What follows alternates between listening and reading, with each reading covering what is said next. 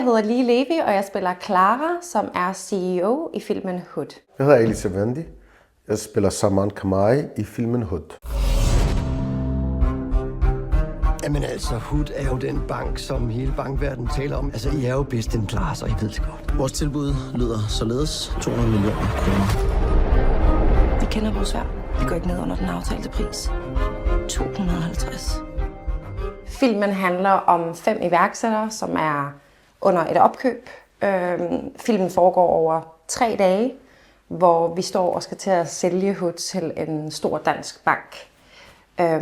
Og da vi modtager kontrakten, så kommer der et stort problem. Og det er, at min partner, som er Ali Savandi, som spiller Saman i filmen, han bliver smidt ud af firmaet. Og så sker der sådan et magtspil, hvor han prøver på at få de andre 3 founders, til at gå imod mig, fordi vi har nemlig skrevet under på en konsensuskontrakt, hvor vi skal være enige, før vi kan gøre det her selv. Jeg blev revet ind til casting for lidt over et år siden, og det var bare et vildt spændende projekt, og jeg tænkte også, da jeg så rollen som Clara, som er CEO, jeg kommer slet ikke fra den der verden, kan man sige, og jeg har aldrig sådan været i en startup. Men utrolig inspirerende rolle, og jeg tænkte, det her, det bliver en stor, heavy burden at have på mine skuldre. Og jeg vil også sige, at jeg sådan tænkte, okay, kan jeg gøre det her? Men jeg kom ind til casting, og jeg vil sige, at vi havde bare sådan en god energi sammen, og jeg tror faktisk også, at produceren og instruktøren, de følte med det samme, at jeg passede til rollen, fordi at selvom jeg ikke har startet min egen startup eller været inde i tech-verdenen, så tror jeg, at der er mange ligheder med det liv, jeg selv har haft. Fordi at man er lidt sådan sin egen CEO. Og jeg flyttede hjemmefra, da jeg var 13.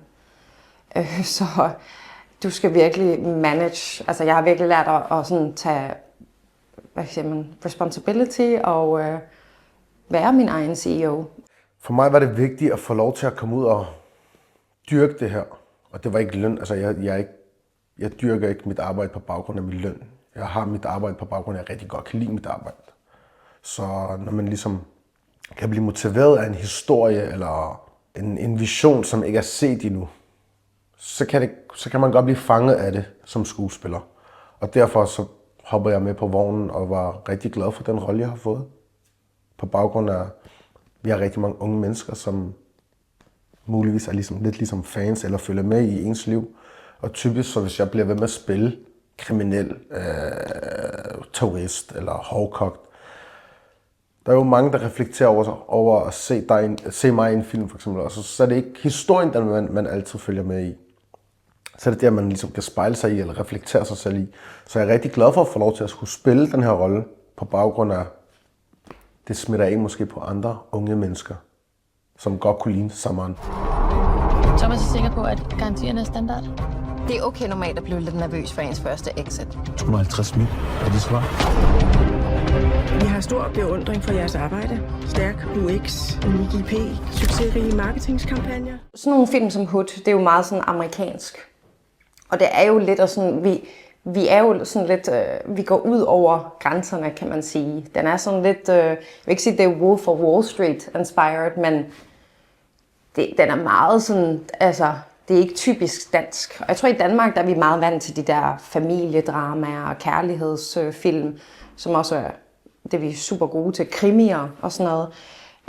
Og jeg synes bare, det er vildt fedt, at de har ture og gå imod ligesom den danske filmindustri at komme ud med sådan en film her. For jeg tror virkelig, at det kommer til at inspirere rigtig mange mennesker. Folk, som allerede er inde i startup, og folk, som unge mennesker, som vil ind i startup. Det meste, jeg hører, når folk kommer ud af biografen, de siger, hold kæft, hvor var du bare ond. Hvorfor spiller du bare, jeg vil ikke lige sige ordet, men du spiller virkelig en sådan, Og jeg er bare sådan, og de siger sådan, det er bare ikke sådan, du ved, en CEO i Danmark vil bare ikke sådan reagere sådan der, men det ville man måske gøre i Amerika. Så jeg tror, jeg vil sige, at den er meget udansk og meget amerikansk. på den måde Clara, CEO'en, gør alt. Det synes jeg faktisk ikke, det er. Jeg synes bare, det er en ny dansk film. Jeg synes ikke, for mig er der ikke særlig mange ting, der kan være dansk eller ikke være dansk. Vi er alle sammen mennesker, vi blander sammen. Så jeg føler, at det er noget, der måske burde have været her for et stykke tid siden måske. Men jeg er glad for, at det var os, der first movers på det. Jeg tror, vi har lavet noget, som er lidt anderledes. Det er en lokationsfilm, så det er rimelig vigtigt, at man som karakter gør det spændende og sørger for, at den her ene lokation, at det er værd, og man ligesom kan få folk til at, ligesom at stadig være spændt igennem hele filmen. Altså, jeg skal bare lige forstå det her. Har de smidt Saman ud? Ved du godt det her? Hun fortalte mig det jo i går aftes. De vil have en af deres arme på roret. Skal det være NB? Hvad? Jeg vil lige pludselig i tvivl. Vil du fortsætte dit spil? Du vil fortsætte dit salg. Hvad skete der med, hvis en af os ikke er tilfreds med salget? Så var salget ikke noget for os? Eller har vi bare en mening, indtil vi har en anden? Og at sætte sig ind i den her rolle som Clara, det har været den største challenge for mig, fordi at det er et helt andet sprog.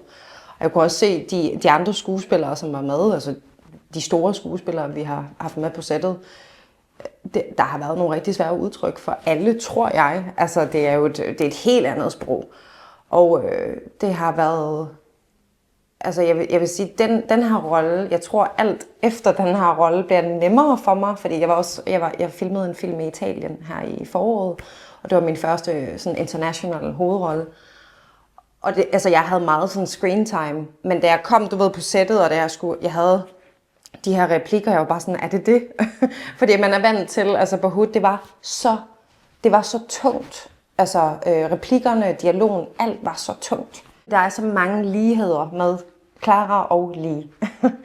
Så den her rejse, hvor man er ved at opnå noget, altså det største, man kan opnå i sit liv, så har jeg virkelig sådan gjort mig tanker, altså personlige tanker også, fordi jeg har sådan virkelig sat mig ind i, hvordan jeg vil have det, hvis jeg stod i sådan en situation. Nu kommer jeg jo ikke fra starterverdenen, men hvis jeg stod og skulle til at have den største rolle i mit liv, eller et eller andet, så havde jeg gjort nogle rigtig, rigtig grimme ting, hvis der var folk, der prøvede på at stoppe mig for det, hvis det giver mening. Så det er ens drive, hvor meget man vil gå for at få det, man ønsker allermest. For Clara, der er det, at hun får 50 millioner, hun kan få frihed. Hun kan give tilbage til hendes familie. Hendes far spiller også en stor rolle i filmen for hende, altså for karakteren. Hun snakker meget med sin far. Og for mig, så det der med, hvor meget man vil noget. Altså ligesom, for mig er filmverden alt, at jeg bare vokser og vokser mere og får større roller. Så det er sådan, jeg tror, det er sådan en mix af de to ting, hvor meget man vil noget. Saman er jo sådan en, der har arbejdet dag og nat. Prøver at have et sidejob, mens han tager sin uddannelse. Og så har han den her iværksætterdrøm. Så jeg tænker, det er ikke meget søvn, man får som Saman. De andre roller er typer, som står sent op og har drenge, der løber rundt fra sig og så videre. Så jeg føler, at der er rimelig meget forskel. Men i bund og grund, så er det også bare endnu et job, vil jeg sige, som skuespiller. Man laver sin research, man øver sig, man læser sit manuskript og sætter sig ind i historien, og så er det bare om at levere, ikke? Nu handler historien jo om, uden at røve for meget, om at det er Saman, der ligesom bliver frataget sin stilling som medejer af det her firma her. Og typisk så har jeg også igennem tiden, ikke for at pege fingre af nogen eller noget, men så har jeg også lagt mærke til, at det er også svært for en anden etnisk dreng at være ham, der måske får lærepladsen, eller ham, der får jobbet. Eller. Så på den måde, så kunne jeg godt forstå Saman lidt, og de frustrationer, han gik igennem, men også bare det der med at holde sig selv kølig. Fordi det er rigtig godt nogle gange, har jeg fundet ud af i mit liv også.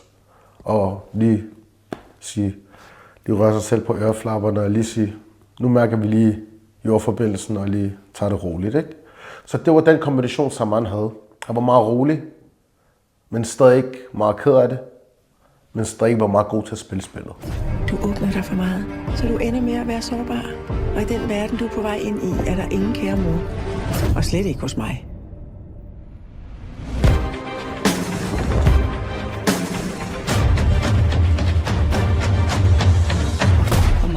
finde sig i.